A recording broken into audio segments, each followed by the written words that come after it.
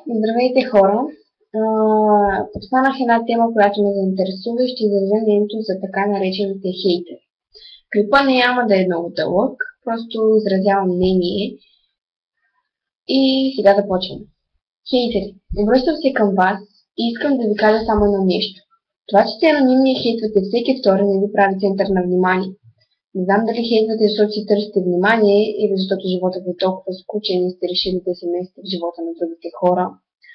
Но просто спрете да го правите, защото единственото внимание, което получавате, не е подкрепа, а думи, с които се опитваме да ви покажем, че всичко това няма никакъв смисъл.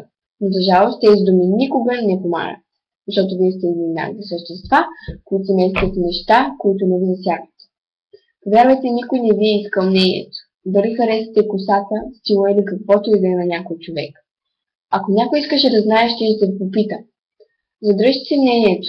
Не всички хора се троват от тъпите ви необмислени добре думи, но има и такива, които реагират твърде остро към казаното от вас.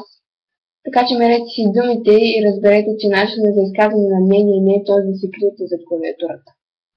Благодаря ви за гледането и приемам критики, които може да са написани като коментар под това видео, защото вече всичко се очаква. Да, това е.